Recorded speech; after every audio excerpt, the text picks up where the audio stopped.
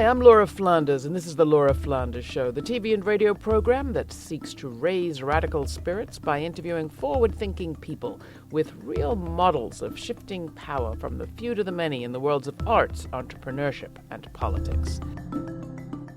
Can music make a movement? This week, legendary music producer Danny Goldberg takes us back to a time when All You Need Is Love was not meant to be ironic. And we talk about his new book, In Search of the Lost Chord, about the hippie summer of 1967.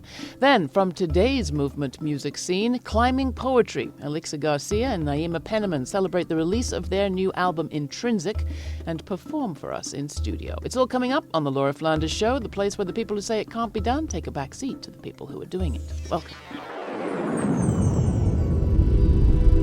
This summer marks the 50th anniversary of the Summer of Love, the hippie revolution. It's also the year that Muhammad Ali was convicted of failing to report for the draft, and Dr. King came out against the Vietnam War. In 1967, Stokely Carmichael championed Black Power, rebellions in Newark and Watts left those communities in flames. In a time not unlike our own, the establishment was on the rocks, it seemed. But its critics spoke in no single voice. Would change come through love, through rage, through be-ins or sit-ins? Longtime music executive and author Danny Goldberg has returned to 1967 in his new book, In Search of the Lost Chord. What was lost, what was found, and why go back there? Goldberg is also the former CEO of Air America Radio and the author of Dispatches from the Culture Wars, How the Left Lost Teen Spirit. Danny, welcome back to the program. Glad to have you. Hi, thanks for having me. Good to see you. Were you a hippie? Do you think of yourself as having been a hippie? I identified with the hippies. You know, it was a funny word. It was really a media creation of some columnist in San Francisco, and people always had mixed feelings about calling themselves hippies at the time. But in retrospect, of the different tribes, as they said, that existed then, I probably identified a little more with the hippies. I mean, you were just out of high school, right? And you were an East Coaster? Yeah. I graduated from high school in 1967. That was kind of part of my idea in kind of writing the book, to do a journey to discover all the things I wasn't quite old enough to be part of, but that inspired me as a teenager. So what did the media get wrong in our understanding of hippie, that word, media creation or not? Well, I think over the years, it's become dumbed down to a kind of cartoon version that consists of just long hair on guys and slang like groovy and cool and far out and, the Cheech and Chong type stoners. And those things were part of it. People did get stoned. The guys did have long hair. We saw the Beatles were attracted to girls with longer hair, so we all said, let's try that, you know.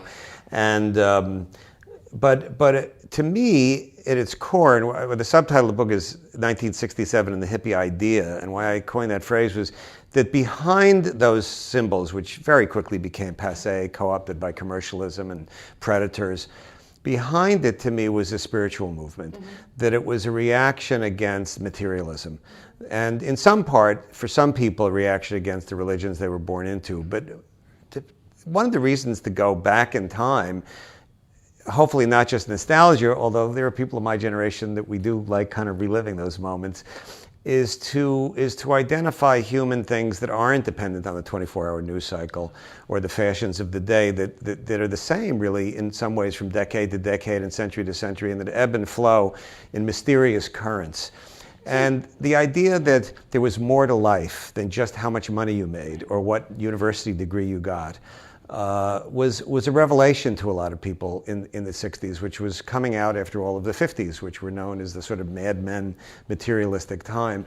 And between the suspicion of authority that was bred by the war in Vietnam, which for many of us was incomprehensible, the upheaval involving race relations, trying to finally remedy this horrible legacy of segregation and slavery in the country, the early stirrings of feminism and the gay rights movement, which came a little bit later in terms of the public eye, but were obviously bubbling up in the culture at that time. And the sudden availability of psychedelics, there was a lot going on. Well, so that goes back to sort of what's the relevance of that moment to this one. And one of the things you didn't mention was the way that this hippie idea was also a reaction against, I think you describe it as the grim, grounded leftists of that era. Well, I think that's another truth, is that there was sort of the existentialist, Jean-Paul Sartre, Camus, beatnik, black and white, ascetic, stern, grumpy hipness that was a reaction to the post-war period and which contributed greatly to the intellectual life of the West, but that still felt limited to a lot of people. And one of the things about the hippie era was the embrace of joy. And the Beatles song "All You Need Is Love" was not meant ironically. It wasn't a jingle. Right? It came out in '67. It was the first satellite broadcast in history of any kind. I think 1 billion people saw it. And John Lennon later said that he wrote it as propaganda. In the same spirit that he had written "Give Peace a Chance." And the idea that it was okay to be happy and that didn't mean you were stupid was, to me, as a kid, a revelation. And I think that the tension and the mixture of the left and the psychedelic movement at its best was that Lost Chord in my title. But those two energies mostly were at each other's throats. And a lot of the political people thought that anybody that was too involved with meditation or tripping was abdicating the responsibility to fix the world. And a lot of people in the psychedelic world, Jerry Garcia of the Grateful Dead in particular, felt that the anger and polarization coming from some of the anti-war people was not actually going to solve the problem. It was going to perpetuate the polarity. And the truth, in my mind, is somewhere in between. And the quest is to balance these two things. You can't, as I think Joan Baez said, be effectively screaming for peace through clenched teeth.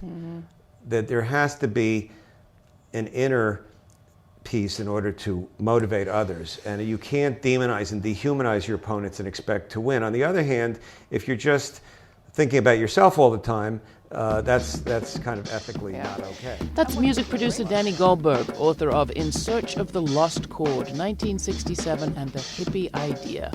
Going back to the year Goldberg graduated high school, love was at the heart of the movement and the moment, he says. But the left and the psychedelic groups were polarized by issues of joy versus anger. Can love once again trump hate in these times? Much more to come.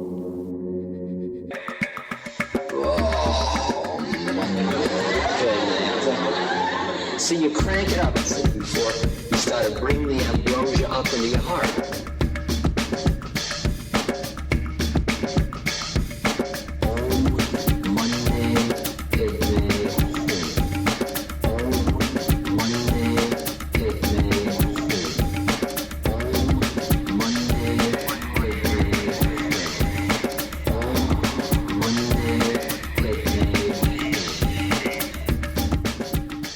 Mantra by Ram Dass and Kriese off the album Cosmix, released by Waveform Records. I'm Laura. This is the Laura Flanders Show, forward-thinking media for forward-thinking people.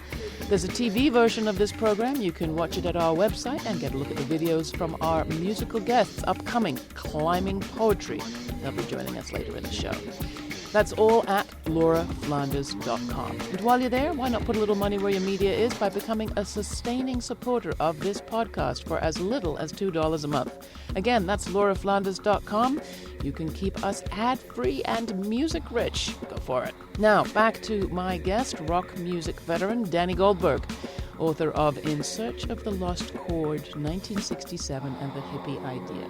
What was the meeting place between the psychedelic anti-war and civil rights movements? The meeting place that struck that chord. And where's it gone? Take a listen. Okay. And what difference did race make? I mean, because there were people inside the Black Power movement and the civil rights movement who didn't appreciate people talking about be-ins as opposed to sit-ins. They felt like it was some kind of white dig or just there are people a lot smarter than me haven't been able to summarize in a few sentences racial legacy of America, which is one, again, informed by slavery and, legal segregation and de facto segregation and things that go on right as we're speaking here now and unfortunately likely for some time to come. But it was a more complicated dynamic. There were dozens of different things going on at the same time.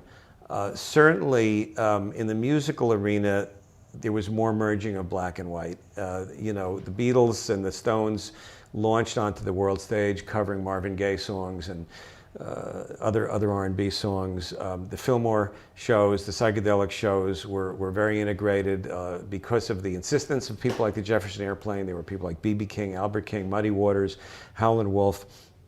Rahsaan Roland Kirk, Sun Ra, and many others were exposed to, white hippie audiences. Otis Redding became a massive pop star as a result of being at the Monterey Pop Festival, which also happened in '67.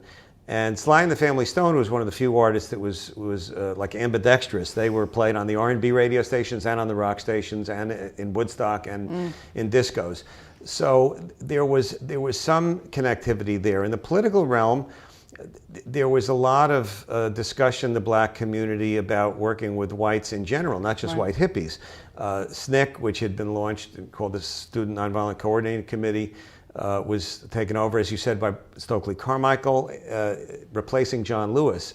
And John Lewis turned out to be the last person who ran SNCC who was committed to nonviolence. Stokely Carmichael was a great admirer of Malcolm X and brought a lot of Malcolm X's ideas into SNCC. Most white board members were asked to leave. They felt for self-empowerment it needed to be all black. On the other hand, the Black Panthers, who had an equally radical image and emerged onto the American stage by the end of '67 in Oakland, were very collaborative with the white anti-war movement, and the Diggers, who were a Haight-Ashbury group that was involved with experimental theater and all sorts of and feeding people. head trips. Like the Panthers, they were also feeding people. We'll talk more about the Diggers perhaps in a minute, but I did want you to address that part of this story, which is, just like today, there was resistance, but there was also building.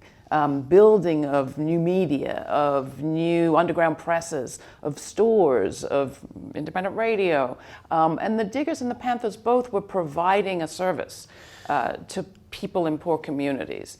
I guess before we close, I wanted you to address, where do you see that, or do you see that happening today? And is that one of the legacies of that year too?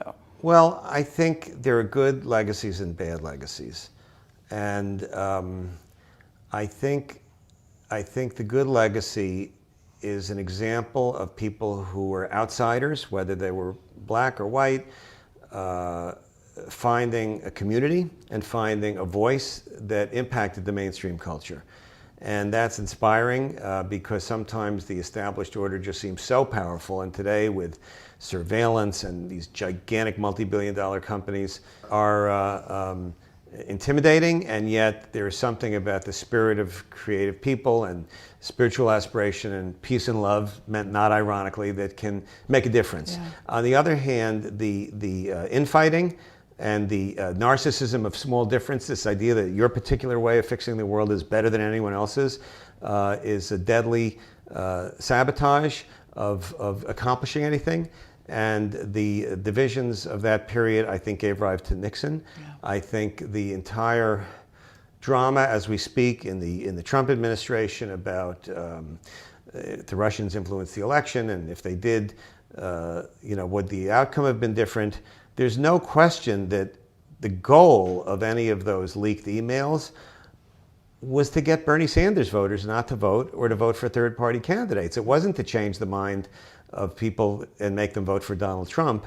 It was to demoralizing the opposition. It was to split the left. Now, I'm a Bernie Sanders guy. Hillary Clinton, to me, is a part of a corporate Democratic tradition that has been better than the people they ran against, but didn't really solve the problems of millions of people and have been disappointing in many ways. But on the other hand, we see that things can get worse, and I think the infighting is something to really be wary of. Che Guevara was murdered in 1967. Shortly before that, he quipped, if you ask the American left to form a firing squad, they get into a circle. That's a luxury we really can't afford. The other great line of Che Guevara's, though, is that the true revolutionary is motivated by feelings of real love.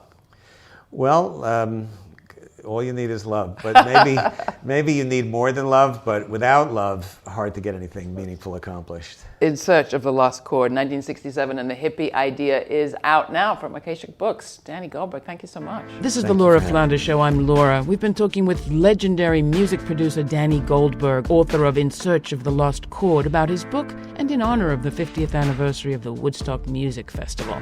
Coming up next, Climbing PoeTree, artists and cultural alchemists who are part of today's countercultural experience. To take us there, here's We Survived from Climbing PoeTree's album Intrinsic. We survived.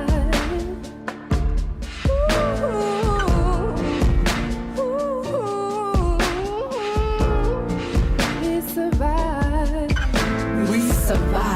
the fires of Selma and Nagasaki, and we will survive Palestine. We survived Vietnam and Wounded Knee, Rwanda and Mississippi. The 50 stripes around our stars, 50 years to life behind them.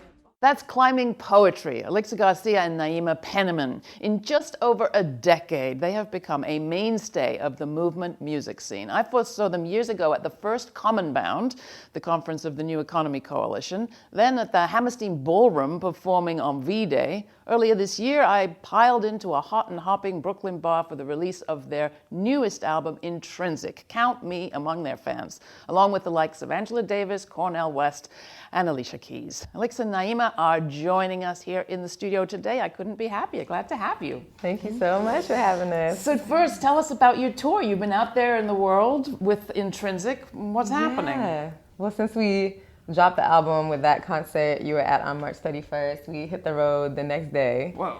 And flew across the country. We've done a lot of tour stops on the West Coast. We hit up Minneapolis, did some stuff on the Southeast Coast. And it's been really powerful because with the album, because it was a collaboration between so many different musicians and vocalists, it's expanded what we're bringing to the stage, and we've been working with local musicians and all of our tour stops, bringing together bands and new configurations of collaboration. So tell me more about that. I mean, it's true. When I first saw you, it was just the two of you, and you're selling your T-shirts out front and then performing on the stage. Now, I mean, in Brooklyn for Intrinsic, it was this stage full of artists from all over. Who are you working with? Yeah. Well, in Brooklyn, there was 25 musicians. Every single tour, and every single tour step has been different. We've had 10 musicians out in California. We had 4 musicians or 5 musicians in Minneapolis, 6 in Portland. So we're working mostly with folks of color. We're working mostly with women, really trying to get us on the stage. You know, it's rare in the music industry. And so it's been amazing. It's been phenomenal to see the work resurrect in the mouths and in the hands of other musicians, but still have a focal point. So is that the way in which this album is different, or how would you describe the difference of this album and the last? Yeah, well, Intrinsic is the first record we have released in a decade. Yeah. We've been so focused on what we're bringing to the stage, a lot of multimedia, spoken word and hip hop theater, and really relying on our voices to bring that forward. And with Intrinsic, the breadth of collaboration is definitely a new element, really helping to propel the lyricism, but the messages are the same. But we really wanted to come up with, just some anthems that we can rock to for these times. We really need some things that motivate us and keep us inspired, keep us moving, that we can rock to. Well, so talk about that. I mean, it does seem like you're as feisty as ever and as defiant as ever. And in your company, the audiences that I've been in, like, you'd think the revolution was like tomorrow. Yes. It's not quite the case, though, is it? Yeah. I mean, tell me a bit about how you balance those two things. Or maybe it is the case. Yeah, I feel like there's an incredible... First of all, I don't believe in revolutions. Okay. I believe in solutions. I think this is a solutionary time, and we need solutionaries to come to the front. So what's the difference? Well, I feel like revolutions tend to hurt the people that are on top. They're usually violent, and then those people come to the bottom, become hurt, and then turn around and hurt the people on top, and it becomes a cycle of hurt. Hurt people. And this is a time where we really need healed people to heal people. And creativity does that. Solutions does that, So how do we create a platform of imagination to really propel us forward? Our unified power cannot be defeated, and the first shall be the last, as the last takes the lead. La guerra es pura guerra, si yo fuera mago convirtiera la violencia en escalera que baja como ganador, que ahora está en tercera, pero no. Le nacimos a una fiera que nos traga como sea, porque ama el dinero y no considera la frontera, exagera el dolor mientras sube su bandera.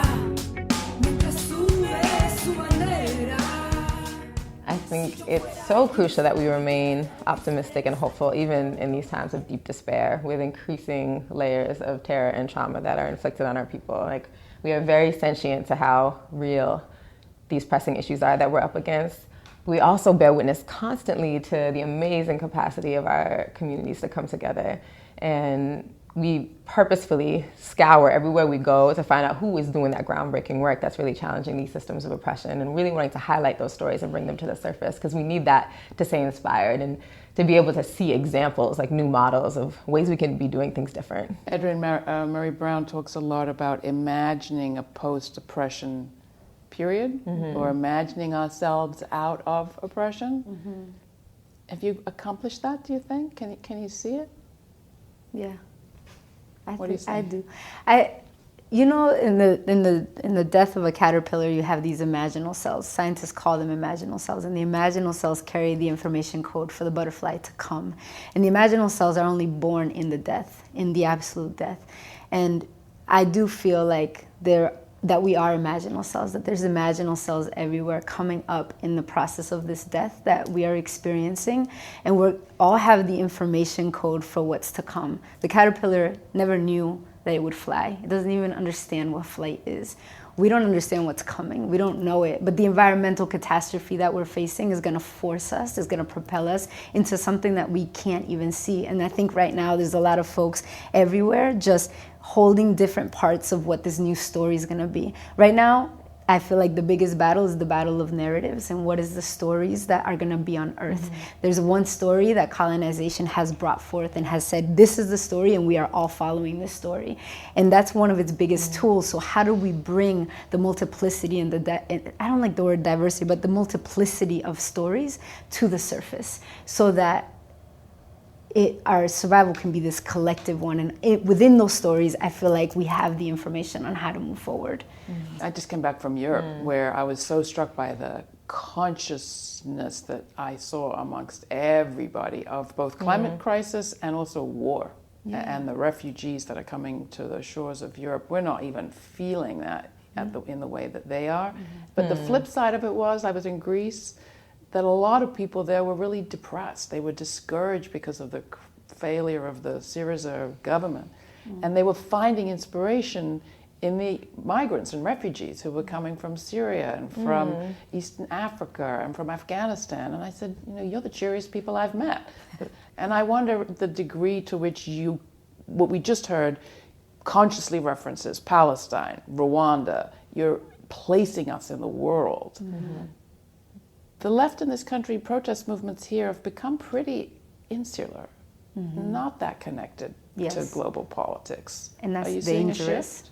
Yeah, I think that's dangerous. And I think when we were talking about intersectionality earlier, it's essential that we see the intersections between water and violence against women and mountaintop removal and the police brutality and mass incarceration. They're all systems they're a triangulation of oppression that continue from this process of colonization into what now is globalization. And so how do we come together across our difference, I think, is the biggest thing. And within our movements, how do we not break each other down before we lift each other up? There's a lot of self-criticism in our movements right now, and I feel like there's a lot of detriment in that. We're using the divide and conquer process within ourselves. It's like there's a deep healing that needs to happen, a deep, deep healing. And I think that's our very next big step, in order to move forward in any holistic way. Intrinsic has lots of great music to dance to, but you also have a lot of music that teaches us about connections. And sometimes your work does require like a lot of references. How do they not become overwhelming? Like I'm always thinking, like we painted this connected picture, which is right, but then it almost becomes a challenge. Well, if it's all connected, where do I start? Yeah.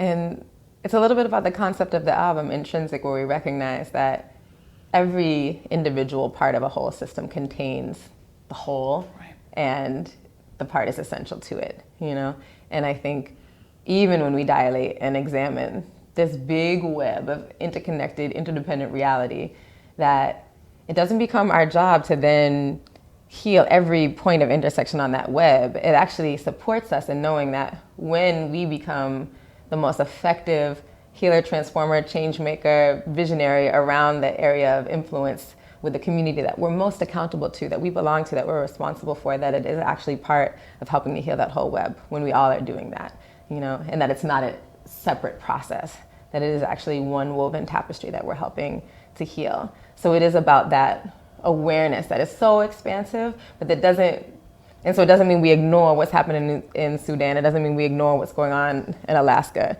But we can be focused in these ways, really recognizing with that awareness where we can make the most impact where we're at. Beautiful. Well, we're going to hear a poem without your 25 musicians, unfortunately. Check out Intrinsic, people, if you haven't yet. We'll put a link on our website. What do you want to perform for us? I would love to share an excerpt from a piece we call Awakening. Whoever told you you can't fly was afraid of heights you'd reach if you tried. You better free your mind before they illegalize thought. There's a war going on. The first casualty was truth, and it's inside you. The universe is counting on our belief that faith is more powerful than fear. And in that shifting moment, we'll all remember why we're here in a world where you're assassinated for having a dream. And the rich spend $9 billion a year to control our ideas, and visions are televised, so things aren't what they seem. We gotta believe in a world where there's room enough for everyone to breathe. We were born right now for a reason. We can be whatever. We give ourselves the power to be. And right now we need dream weavers, bridge builders, truth sayers, light bearers, food growers, wound healers, trailblazers, life lovers, peace makers. Give what you most deeply desire to give. Every moment you are choosing to live, or you are waiting. Why would a flower hesitate to open? Now is the only moment. Raindrop, let go. Become the ocean. Possibility is as wide as the space we create to hold it. We were born right now for a reason. Our words are the water, reshaping rock. Our actions are sledgehammers to apartheid blocks. Our dreams are the keys to prison guards' locks. Our consciousness, a collection of awakening thoughts that decided one day to release all the fear we were taught and give in to love, unfiltered, sun to the dawn, unconditional, mother to son, unexpected. The enemy who put down his gun against the command that hailed from above. A peace prayer, the shout of thousands of drums. The power of the people is the power of us. That was Alixa Garcia and Naima Penniman performing Awakening in our studio. You can get more information about climbing PoeTree and Danny Goldberg at our website, or by going to patreon.com/The LF Show. That's patreon.com/The LF Show, where you have an opportunity to become a member of this program for as little as $3 a month.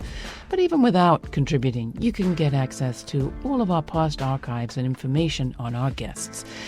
This show airs over the Pacifica Radio Network and is available through PRX. If your local station isn't airing the program yet and you'd like them to consider it, why not contact them?